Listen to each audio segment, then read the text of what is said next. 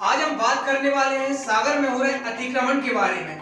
अतिक्रमण के विरोध में सरकार जो कदम उठा रही है, सरकारी अधिकारी निगम आयुक्त जो कदम उठा रहे हैं, उसके बारे में।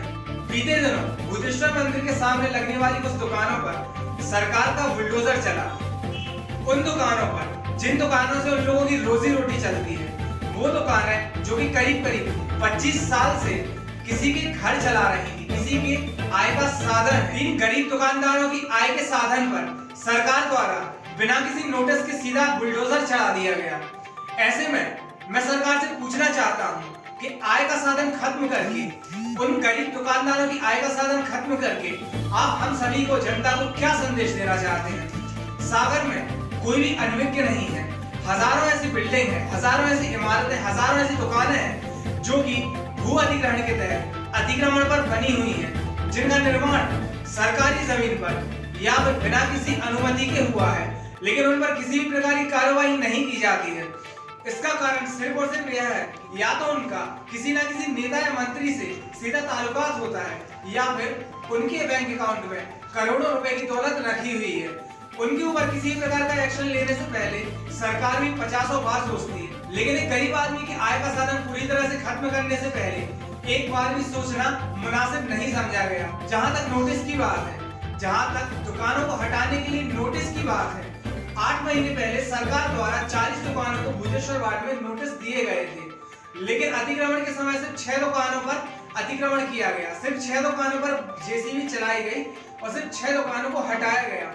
मेरा सरकार से सवाल है, निगम आयुक्त से मैं सवाल करना चाहता हूं कि अगर सिर्फ 6 दुकानों को आपको हटाना था, क्या सिर्फ 6 दुकानें ही उस जमीन पर आधिकारिक रूप से कब्जा किए हुई थी? बाकी की 40 दुकानों से आपकी ऐसी क्या हमदर्दी है? बाकी की 40 दुकानों से आखिर आपकी ऐसी क्या दोस्ती है कि उन पर किसी प्रकार का एक्शन नहीं लिया गया? मंदिर के सामने लगने वाली प्रसाद की दुकानों पर इस तरह की कार्रवाई की जा रही है। शहर में यहाँ वहाँ शराब और गुटखा की दुकानें जो लगी हुई है, अतिक्रमण में लगी हुई दुकानों पर किसी प्रकार की कार्रवाई न किए जाने का कारण मैं एक बार निगम आयुक्त से जरूर जानना चाहूंगा। क्या नाम है आपका? हमारा राजेश कुमार तिवारी। जी राजेश जी, बताइए किस बारे में बात करना चाहते हैं? हमारी दुकान जो प्रसाद की थी, अपने गुजर बसर उससे चलाते थे, नारियल प्रसाद से।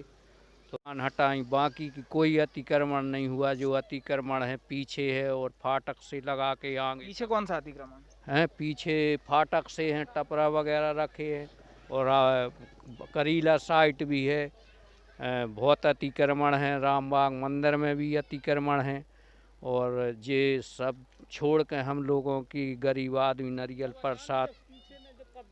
हाँ, वही तो बोल रहा ना, ये वाली जमीन है, इसमें ये कब्जा है जी, आगे साइड तो ये है ना, ये कब्जा है। तो यहाँ से ये सीताराम रसोई का जो वो दिख रहा है बाउंड्री वाली, यहाँ से कितने फुट होगा अंदर? 20 फुट में कब्जा है रामबाग का। तो ये भी साफ होना चाहिए।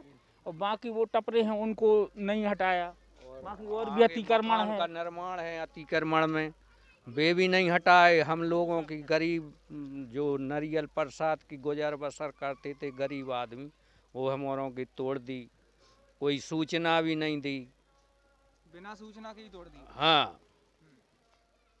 और किस तरह की परेशानियों का सामना आपको करना पड़ रहा है? अब हम लोग मजदूरी के बल पे हैं, कुछ कार्य नहीं रह गया। अब नारियल प्रसाद बेचते थे, अब बेरोजगार हो गए। पूंजी बनाई थी वह खत्म हो गई। बेरोजगार हो अब गए। टेबलों पे फूल बेल पत्री बेच रहे हैं, लगा के गुजर बसर कर रहे हैं। और इनमें कम से कम 30,000 की लागत लगी थी दुकानों में, वो चली गई। परिवार में कोई आय का साधन नहीं है, इसी से हमारा संचालन चलती थी। अब कोई आय का साधन नहीं था, यही था, तो अब हमारे लोग बेरोजगार हो गए हैं, परेशान हो गए। मंदिरों में ब्राह्मण ही आसपास में दुकान लगाते हैं, क्योंकि ब्राह्मण बेचारे बेरोजगार और मतलब पंडित हैं जो, तो वो पूजा पाठ करते हैं, जो लोग पूजा भी करते हैं। कभी कोई कथा करवाने आ जाता है तो कथा करने भी चले जाते हैं, इसलिए मंदिर के पास में बैठते हैं, प्रसाद की दुकान लगाते हैं।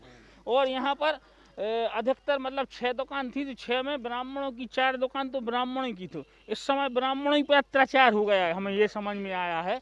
वहाँ पर मोतीनगर थाने पर पंडित विनोद तिवारी, वो भी विनोद पंडित हैं। तो अभी तो हमें ऐसा लग रहा है बर्तन में मतलब कुल मिला के ब्राह्मणों का नाश हो गया, सब खत्म हो गया। ब्राह्मण विरोधी कार्रवाई चल रही है। हाँ, वो ही हमें ऐसा समझ में आ रहा है। आप बताइए। बिल्कुल नहीं, ठीक कह रहे हैं। हम लोग सब ब्राह्मण हैं। यहाँ मंदिर के आसपास दुकान जितनी थी सब ब्राह्मणों की थी। हमारा मतलब ये कहना है कि हम लोगों की कार्रवाई की जाए और गरीबी के हिसाब से हमारों को ये भी ब्राह्मण है, इनकी भी दुकान टूटी है। हाँ, हमारी दुकान भी 40 साल पुरानी लगभग है यहाँ पर। हाँ, 40 साल, पिताजी भी बेचारे एक गरीब आदमी हैं। 35 से 40 साल वो पिताजी बैठते थे वहाँ पे। तो अचानक से, मैं तो था नहीं यहाँ पे, अचानक से मतलब बुलडोजर वगैरह आया और उसने अच्छा, बिना किसी नोटिस के, बिना आपको इन्फॉर्म किया अचानक से आके तोड़ दिया? नोटिस तो अभी नहीं आया था और अचानक से आए थे, सोमवार का दिन था। नोटिस आया था, हाँ। ये नहीं बोल रहा, नोटिस आया था। फरवरी में आया था नोटिस।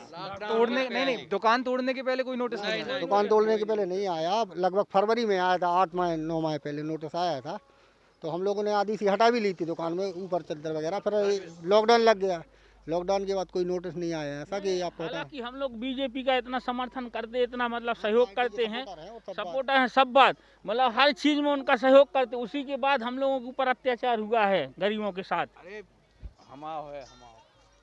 हमारे न लगाओ तो मतलब शासन यदि सूचित करता हम लोगों को तो फिर देखते भी, लेकिन अचानक से आगे हाँ व्यवस्था कर सकते। और ये है कि अभी इस समय वैसे ही आदमी परेशान चल रहा है और उसके जो भी रोजी मतलब धंधे का जरिया था वो सब खत्म कर दिया है शासन ने। तो शासन ऐसी कुछ व्यवस्था दे कि आदमी फिर से व्यवस्थित हो जाए, पीछे जगह दे दे उसका जो बना के, जो पीछे निजुल की नारियल प्रसाद वगैरह रख के अपनी रोजी रोटी फिर के चालू कर सकें। ये कार्रवाई हो वह सब तो सरकार। आप लोग ये चाहते हो कि शासन आपको यहीं पे कहीं आसपास हाँ। में जगह या आपकी व्यवस्था करके दे दे? रोजगार की व्यवस्था दे कुछ ऐसी कि फिर से व्यवस्थित हो जाए जो भी है, रोजी रोटी चला सकें।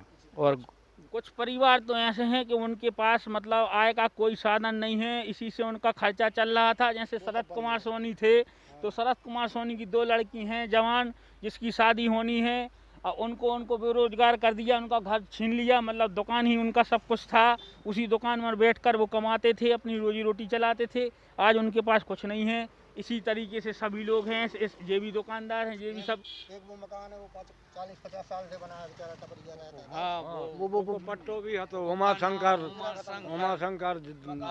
हाँ, उसका मकान तोड़ दिया। हाँ, पट्टा भी था। पट्टाधारी तो ये भी थे शायद तुम्हारा यहाँ, पट्टा था जिनका इनका भी पट्टा था। वो लड़की हैं, उनकी 2 लड़की हैं, उनका भी पट्टा था, पट्टा उसका भी था।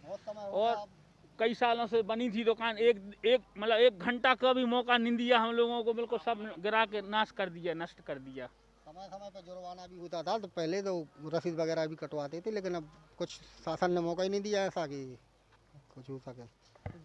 और शासन से ये है कि यहाँ पीछे यदि हो सके तो व्यवस्थित कर ले, मतलब जितने भी जगह डली है, रामबाग की निजुल की जगह है पीछे। कितने फुट है वो अंदर जगह? 20 फुट है। तो हम लोगों को 20 फुट के लिए जगह थोड़ी थोड़ी दी जाए दुकानदारों को। हमारे कच्चा निर्माण करके अपनी रोजी रोटी नारियल प्रसाद घर से चला सकें। 30-40 नोटिस थे तो उन सभी का अतिक्रमण नहीं किया, केवल 3-4-5 दुकानों के हम लोगों के अतिक्रमण किया है अचानक आके। और इन लोगों का क्यों नहीं, जब नोटिस थे इन नाम के, तो इनका क्यों नहीं अतिक्रमण हुआ? हम ही लोगों का क्यों हुआ? मतलब नोटिस बांटे हैं 40 और हाँ। अतिक्रमण में गई दुकानें सिर्फ 4। 6 हाँ, केवल 6 दुकानों पर अतिक्रमण हुआ, नोटिस आए थे 40। हाँ। चलिए, बहुत बढ़िया। आप लोगों ने देखा सरकार के नियमों का बुलडोजर सिर्फ और सिर्फ गरीबों के ऊपर ही चल रहा है। अमीरों के लिए, रसूखों के लिए इसमें कोई जगह नहीं। उनके ऊपर किसी भी प्रकार की कार्रवाई नहीं की जाती। कई बार विधायकों के नाम से सागर में बनने वाले ओवरब्रिजों के रुख भी मोड़ दिए जाते हैं। लेकिन एक गरीब की आय का साधन, गरीब की रोजी रोटी जिस दुकान से चल रही है, उस पर सीधे बिना किसी नोटिस के ही जेसीबी चला दी जाती है। इन नियमों को सलाम हम करेंगे और इसके बारे में आगे बात करेंगे। मैं शिवम तिवारी, खबर 24।